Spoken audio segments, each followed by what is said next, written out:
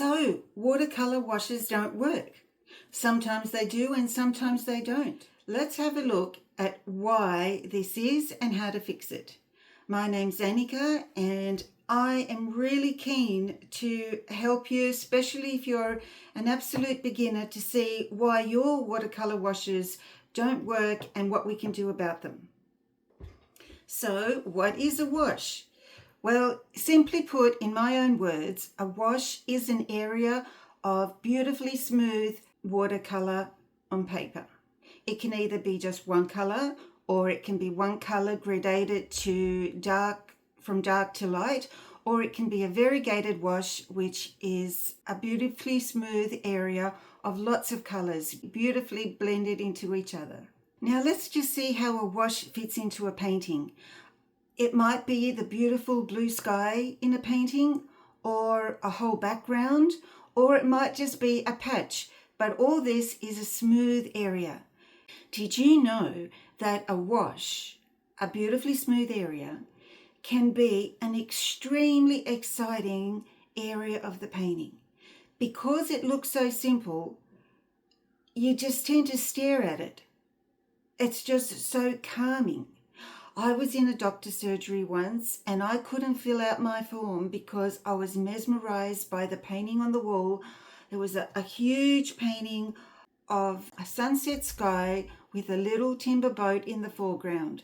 And there was hardly any detail, and this sky was just a full sheet of watercolor paper which transitioned from one color to the next, beautiful oranges and yellows and purples, and it was just beautiful. It was beautiful because it was so simple, yet why was it so captivating?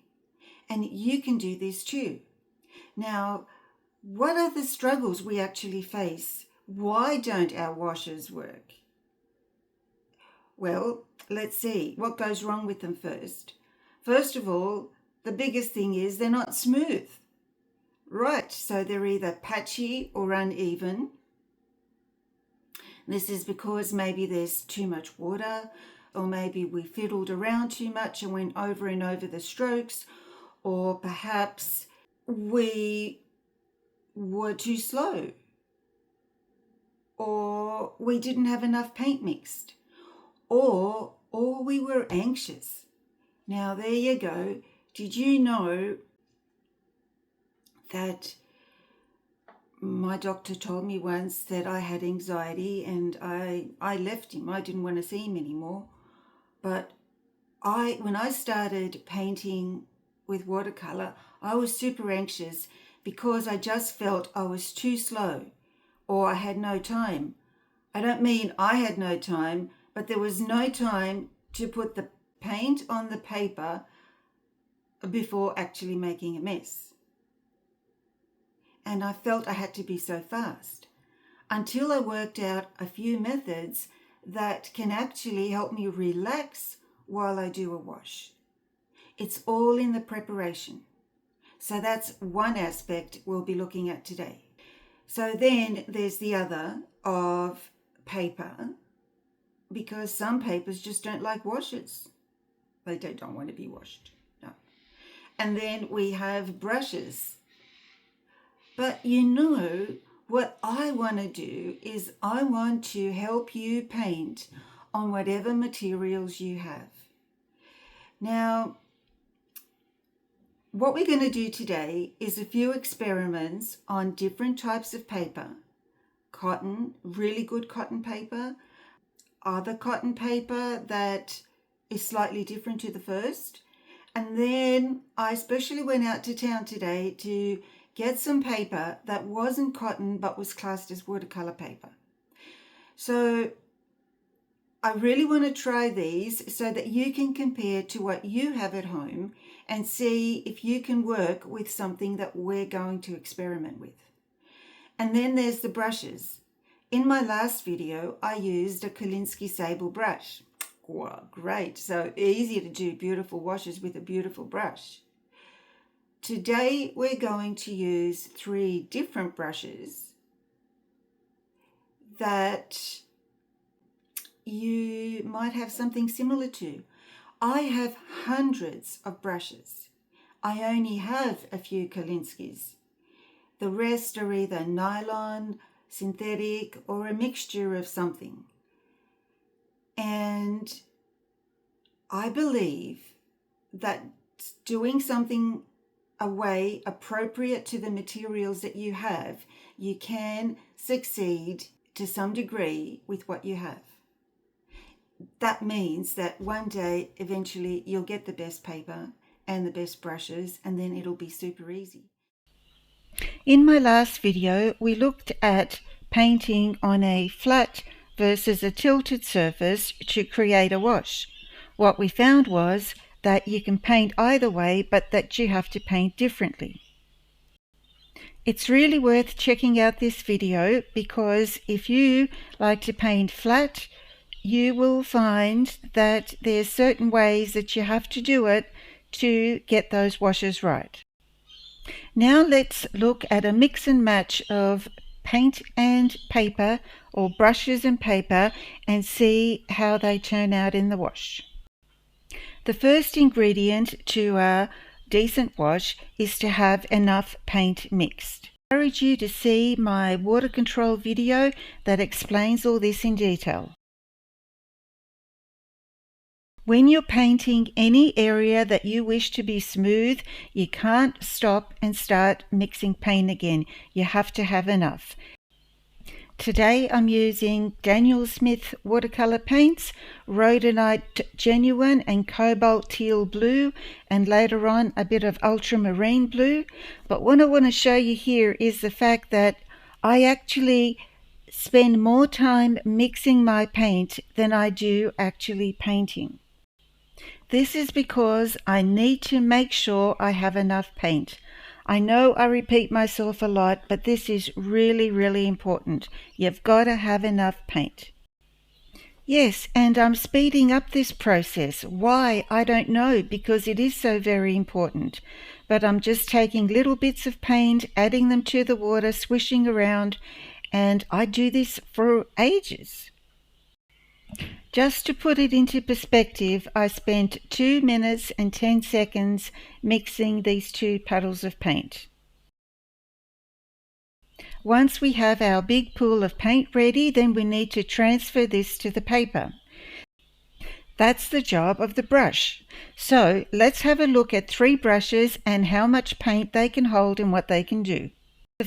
The first brush I have here, I don't even know where it came from, but it's a very inexpensive size 12 round brush, and that's all it says. It doesn't have a name or anything. Now I have really wet it in my water jar and pulled it out, and this is what it looks like. The brush is wet, but the water's not really inside the brush. It's hanging off the bottom and up at the ferrule. My next brush is one I bought off Temu. It's meant to be a little mop brush. It doesn't have a number, a name, or anything. I think it's made of a nylon type material, but anyway, let's have a look at it. It's similar to the first one, with the water dripping off the tip of the brush.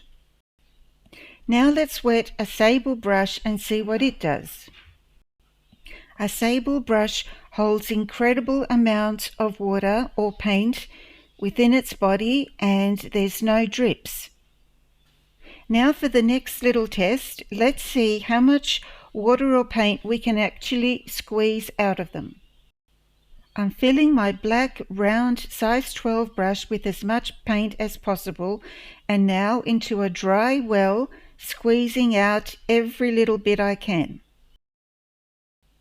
And yes, it's just about dry as a bone. Now let's see how much we can squeeze out of a little Temu mop brush. A mop brush generally holds more than a round brush. That's a little bit more than before. And now for the sable brush. It's a size 10. And here are the results. And why is this important? Because the better you can load your brush, the better you can paint your wash. Just as if you were painting a wall in your house. The better you can load the roller, the better it is. Or perhaps you're icing a cake. The more you can put on the spatula, the better it is. I spend way more time mixing the paint, getting it ready, this is my preparation, than actually applying the paint. Okay, before I lose you, here we go. Let's do some swatches. I wash my brush and dry it between dipping into different colours just so that I don't mess up the consistencies too much. So let's see now what happens when we try these brushes on some various papers. We have 3 papers. We have a watercolor paper that's non-cotton. I especially went to get that one. It doesn't even tell me what the paper's made of. It's just a watercolor paper. It says acid free, but that's it.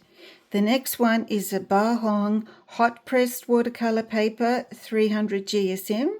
And the last one is an Arches cold press watercolor paper, 300 GSM. What we're trying to do today, or what the aim of the exercise is to try these 3 different brushes on 3 of each of the different papers. So I have my little prop here to have it on a slight angle. Now we'll start first with our cheapest brush, this one, and we'll go on to the cheaper paper. I am dipping my brush into the pink and going for it. Now, as you may recall, this brush doesn't hold much water. So it's already drying as it comes to the end of the line. This is where you then step up and say, right, I need more paint. See there? Now, this can turn out okay if you just dip your brush in every time. And I'm working on a slope, which means that I'm creating a bead, which means that this bead is kept alive because every single stroke I'm adding more color. But if I was to not add a new stroke each time, I dried off my brush a tiny little bit because I wanted to show you that it can get patchy. But if you were to maintain the bead, see how we've spent time on this little bit here, and if we go back to the bead, this is still going to be super smooth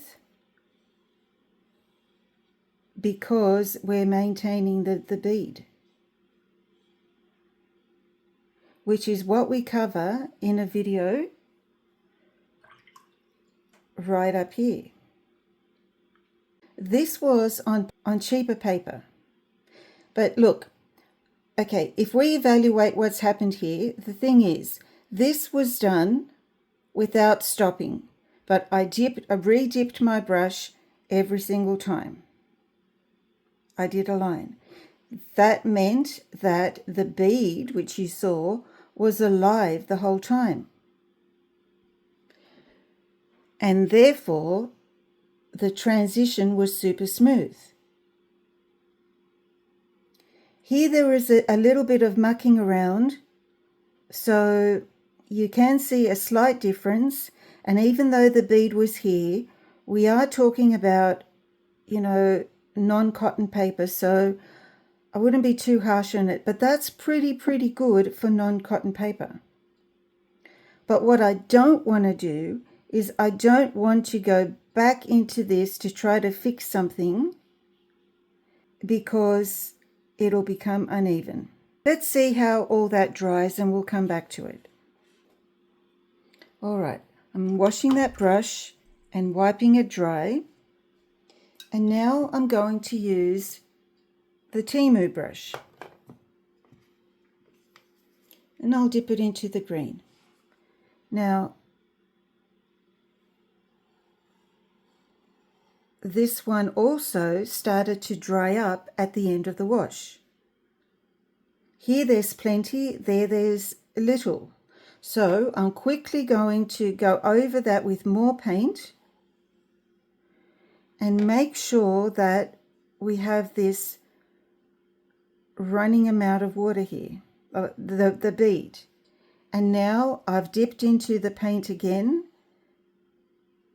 and it's going down, traveling down the page, dip again, traveling down, dip again, and it actually can be smooth. I'm going to wash my brush and wipe off the excess paint. But these brushes don't mop up paint very well because they're not very absorbent. So I need to mop up with a paper towel or tissue. I'm going to wipe it. Now let's go to the sable brush. I've washed it, dried it, and I will go for the blue.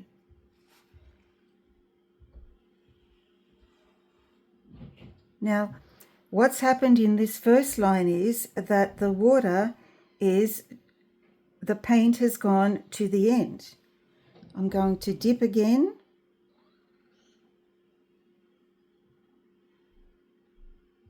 You can go backwards and forwards, as in, so this is like, let's say forwards and backwards. Because this has so much paint on it in the brush and you can really feel it, you can get 2 strokes done. But you know, don't chance it. See how this one easily picks up the paint? I've washed my brush, I've dried it, and now I can mop this up. This is the cheap watercolor paper. Now let's move on to the Bahong one. And again, we're going to use our cheapest brush. I might start with blue this time. Now again, look, I am loading it as much as I possibly can. I've loaded a lot of paint on my cheaper brush and am now applying it to the paper, but as you can see, it's run out towards the end of the row. Hot press paper doesn't really like washes that much. They can be done with really good brushes and tilted paper, but they're more designed for botanical or fine detailed work where there isn't much water involved. Because hot press paper is sized differently, the water sits on top for a little bit longer and just easily creates a mess. And again, the final mopping up with this brush is very poor. And the paint isn't traveling down the page as easily either. Whoops, sorry about that. Okay, I'm washing and wiping that brush. Now I'm going over to the Temu brush, washing it and wiping it dry and going for the pink.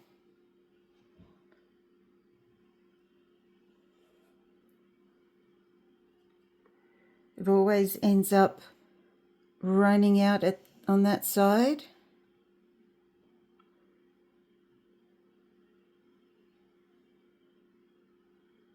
But you see, I'm not rushing, because when you paint on a tilted surface like this and you create the bead, it does give you time. It's relaxing. It's not stressful.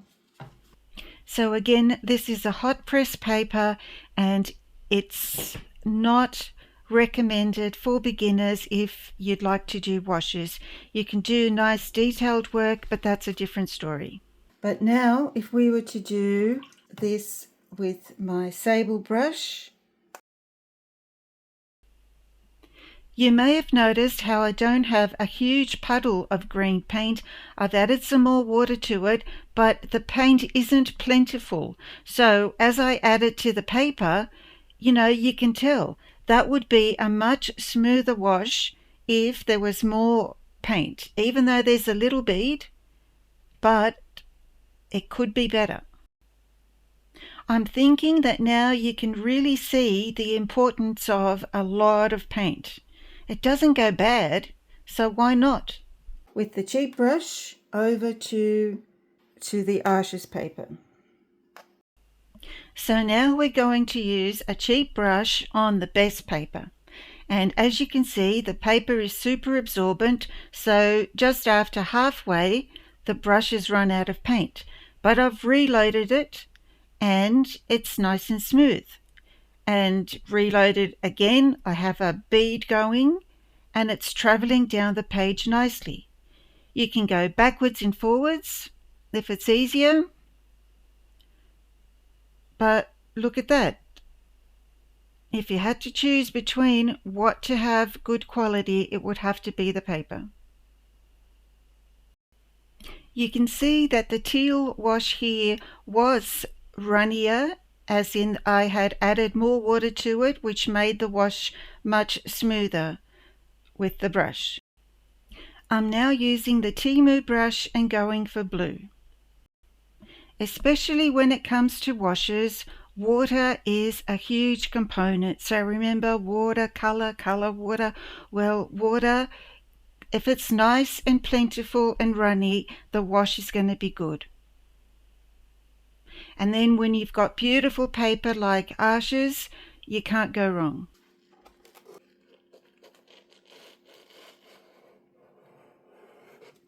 And now I'm going to use a sable brush and go for the pink.